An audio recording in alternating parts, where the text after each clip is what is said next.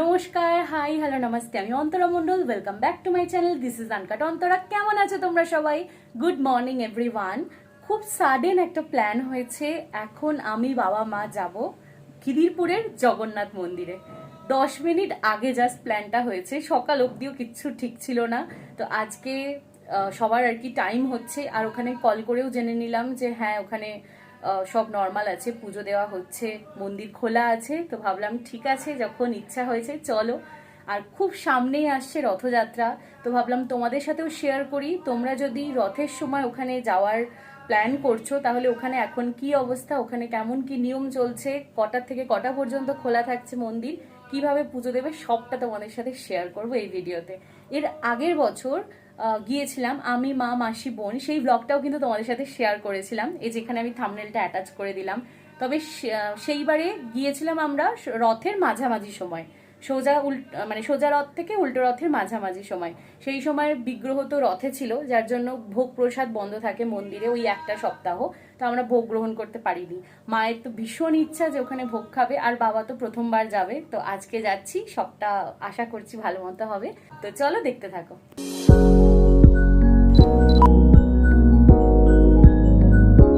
গত 20 মিনিট ধরে আমি খুঁজছি, কিন্তু আমি ডিসাইডই করতে পারছি না যে আমি কি পরবো। এই হঠাৎ করে প্ল্যান হলে এই এক ঝামেলা। তো ফাইনালি আমি একটা জামা বার করেছি, তোমাদেরকে দেখাই। এই জামাটার একটা ছোট্ট গল্প আছে, সেটাও বলছি। ফাইনালি ডিসাইড করেছি এই ড্রেসটা আমি এখন পরবো। এটা একটা দেখতে আনারকলি, কিন্তু আসলেই এটা ছিল একটা শাড়ি। কিছু মাস আগে অব্দিও এটা ছিল একটা শাড়ি। তো আমি যে টেলার আন্টির কাছে আর কি বানাই সব ব্লাউজ জামা কাপড়, তো সেখানে একদিন ব্লাউজ বানাতে গেছি, গিয়ে দেখছি যে টেলার আন্টি একটা শাড়ি কেটে এরকম আনারকলি বানাচ্ছে। তো সেটা দেখে আমার ভীষণ ভালো লেগেছে। বাড়ি এসে মাকে বললাম, দিয়ে খুঁজে বার করলাম যে এই শাড়িটা আমার আছে, এটা আন্টিকে দেখাতে। আন্টি বললো যে হ্যাঁ এটা থেকে খুব সুন্দর একটা স্যুট হয়ে যাবে।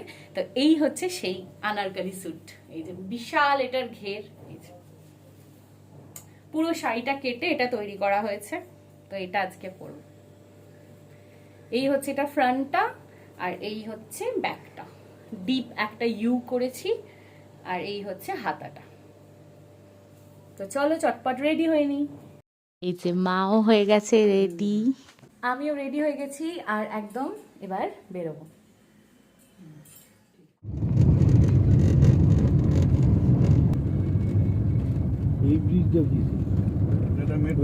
চলে এসছি আমরা জগন্নাথ মন্দিরে। চলো ভিতরে যাব। তার আগে বাঁদিকে এখানে সুন্দর জুতো রাখার জায়গা আছে, এখানে জুতো রেখে হাত ধুয়ে ভিতরে যাই। এই সেই কলকাতার মধ্যে একখণ্ড পুরী বলতে পারো।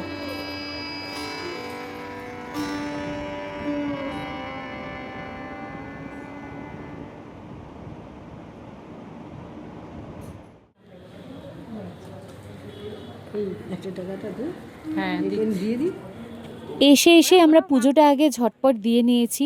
বিষয়টা তোমাদেরকে একটু পরে ডিটেলসে বলছি। আর মা তো এখানে এখন একটু প্রদীপ দিয়ে আরতি করে নিচ্ছে।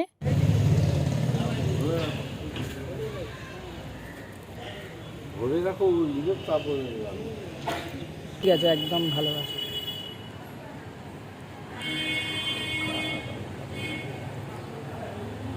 এখানে অনেক ঠাকুর আছে, অনেকগুলো ভিত উপরে আছে।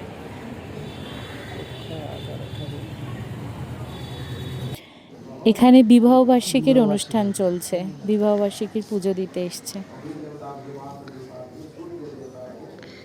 প্রায় 1 বছরের গ্যাপ মাঝে, আর আবারও চলে এলাম জগন্নাথ মন্দিরে। ভীষণ ভালো লাগছে।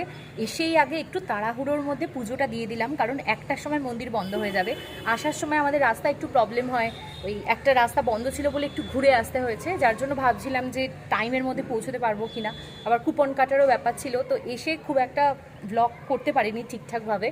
তো একটুখানি বলে দিই, এসেই আগে কুপনটা কেটে নিয়েছি, আর তারপর ওপরে এসে ওখানে নিচে ডালার জায়গা থেকে ডালা কিনে, ফুলের জায়গা আছে, ফুল ডালা সব কিছু কেনার জায়গা আছে, সেখান থেকে ডালা কিনে ওপরে এলাম। এসে আগে পুজো দিলাম ভালো করে, আর এখন প্রভুকে ভোগ নিবেদন করা হবে।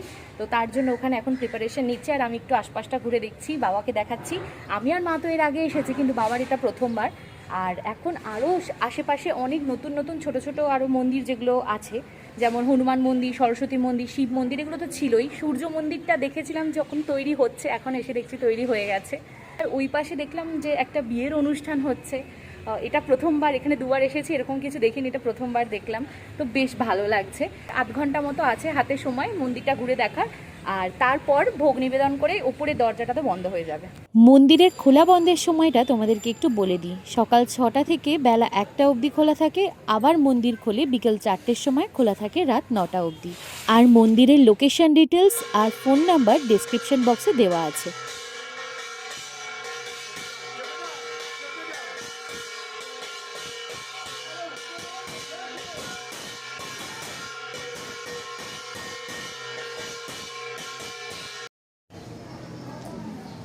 মন থেকে চাইলে কি না হয়, রাস্তায় আসার সময় আমি ভাবছিলাম যে এত দেরি হয়ে যাচ্ছে, মন্দির না বন্ধ হয়ে যায়। ঠিক টাইমে আমরা পুজোটা দিতে পেরেছি, আর এখন মন্দির বন্ধ হবে ঠিক তার আগেই জগন্নাথ দেবকে এখন ভোগ দেওয়া হচ্ছে।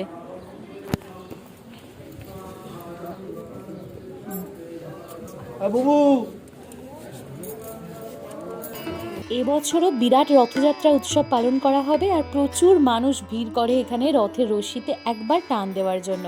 আমি এখানে 2025 সালের একটা ছবি শেয়ার করলাম। চলো মন্দিরটা একবার চটপট ঘুরিয়ে দেখাই। এই হচ্ছে মূল মন্দির, আর ঠিক তার ডান দিকে রয়েছে অতিথি ভবন, যেখানে বিরাট বসার জায়গা করা আছে, সঙ্গে ফ্যানের ব্যবস্থাও রয়েছে। আর বাঁ দিকে রয়েছে ছোট ছোট কয়েকটা দোকান। প্রথমেই আছে ফুলের দোকান। পুজো দেওয়ার জন্য প্রয়োজনীয় সমস্ত ফুল, মালা, তুলসী পাতা সব কিছু এখানে পেয়ে যাবে। ঠিক তার পাশেই রয়েছে ডালা কেনার জায়গা। পুজো দেওয়ার জন্য ডালাতে যা যা প্রয়োজন এখান থেকে নিতে পারো। আর তার পাশেই রয়েছে মহাপ্রসাদের কুপন কাউন্টার। এসেই আগে এখান থেকে কুপন সংগ্রহ করে নিয়েছিলাম আমরা, আর সেটা নিয়েই এখন আমরা লাইনে দাঁড়িয়ে আছি। চলে এলাম ভিতরে, ঠিক বাজে ঘড়িতে 1:30, আর এত সুন্দর ব্যবস্থা দেখে আমি তো অবাক হয়ে গেছি। দেখো কি সুন্দর চেয়ার টেবিলের ব্যবস্থা করেছে, আর এখানে সকলেই আমরা 150 টাকার কুপন কেটে কিন্তু চলে এসেছি। ফাইনালি মায়ের ইচ্ছা আজকে পূরণ করতে পারলাম। মা অনেক দিন ধরে এখানে ভোগ খাওয়ার ইচ্ছা প্রকাশ করেছিল, আর এখানে আছে ভোগে ভাত, ডাল, পোলাও, একটা তরকারি, এরপরে কিন্তু ধোকার ডালনাও ছিল, যেটার ভিডিওটা নিতে আমি ভুলে গেছি, আর সাথে পায়েস আর চাটনি। আর প্রসাদের স্বাদ নিয়ে সত্যি কিছু বলার নেই। কত সুন্দর দেখো ফ্রেমটা, উপরে একটা ছোট্ট জগন্নাথ দেবের বিগ্রহ রয়েছে, আর তার সামনেটাই দাঁড়িয়ে ভাবলাম যে মানে এই ভিডিওটা, এই অংশটা করি, যে আমাদের ভোগ গ্রহণ করা হয়ে গেছে। খুবই খুবই ভালো ব্যবস্থা। মানে এর আগে তো আমি এসেছি, সেই বড় ব্লগ শেয়ার করেছি, সেখানেও খুবই ভালো মানে এক্সপিরিয়েন্স ছিল, আর 2 বছর বাদে এসেও আজকেও ভীষণই ভালো এক্সপিরিয়েন্স। আর এখন তো চেয়ার টেবিলে বসার পুরো ব্যবস্থা করে দিয়েছে। আর যারা চাইছো যে এখানে এসে ভোগ খাবে বসে, তাহলে সেটা টিকিট 150 টাকা করে, আর যারা চাইছো যে প্যাকেট হবে সেটাও হয় 180 টাকা করে। এখানে এসেই আগে কুপনটা কেটে নিতে হয়। 1টার সময় উপরের মন্দিরটা বন্ধ হয়ে গেছে, খাওয়া দাওয়া হয়ে গেছে, এবার আমরা বেরোচ্ছি। আবার 4টের সময় নেক্সটবার মন্দির খুলবে। তো এইবারের মতো জগন্নাথ মন্দির দর্শন খুব ভালোভাবে হলো।